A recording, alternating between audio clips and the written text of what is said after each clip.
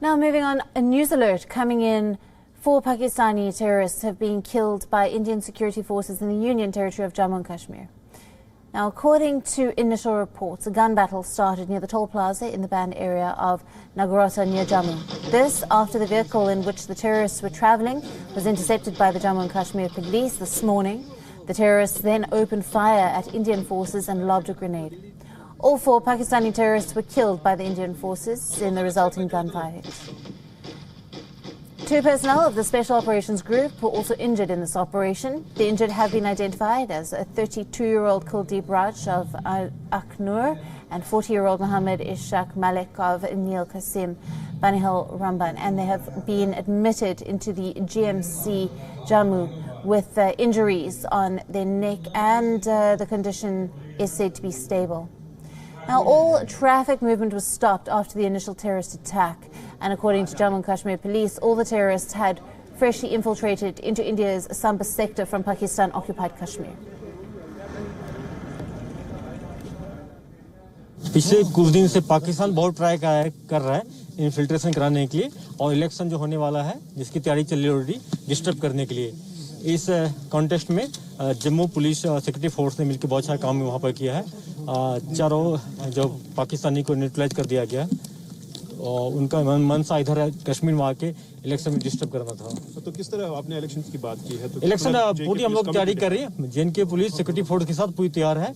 हम लोग कैंडिडेट को सिक्योरिटी प्रोवाइड कर रहे हैं। कल से कैंडिडेट लोग अपने फील्ड में जाके कैंपेनिंग करना शुरू कर दिया है, कोई डरने की बात नहीं है। This incident comes at a crucial time for Jammu and Kashmir, which is holding its first elections since the abrogation of Article 370.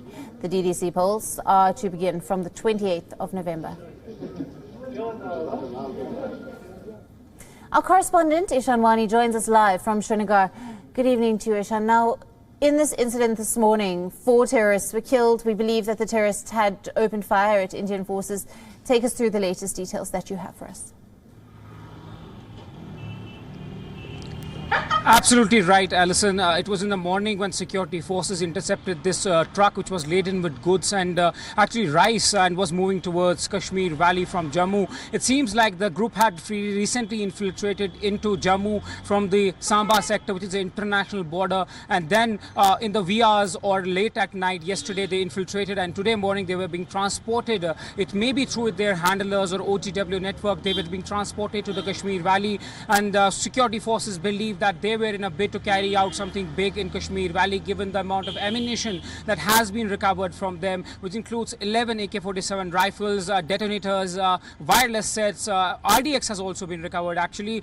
Now, NIA team has also visited the spot and have assessed the situation. We have seen in the past that several cases like these have been handed over to the NIA for further investigation. Generally, the NIA has figured out that there is a particular modus operandi wherein the militants try to infiltrate at night or in the morning, take advantage of the high grass and density there of the cover, and then they try to come into the Kashmir Valley through being transported through trucks, which are usually difficult to check for the security agencies. And it seems like the similar pattern was here, but it's very unlikely that NIA will take over this case. But one has to wait and watch whether the NIA will investigate this particular case. Now, security forces have claimed to have actually recovered a lot of substance, including RDX. When we talk about several incidents in the past, we also have to see when Pulwama attack unfolded, and NIA in its charge sheet said that similar fashion, in a similar manner, the RDX which was used for carry out Pulwama attack in 2019 when the bus which was carrying CRPF men was rammed by a vehicle and it exploded, in which we saw 40 CRPF Jawans losing their life.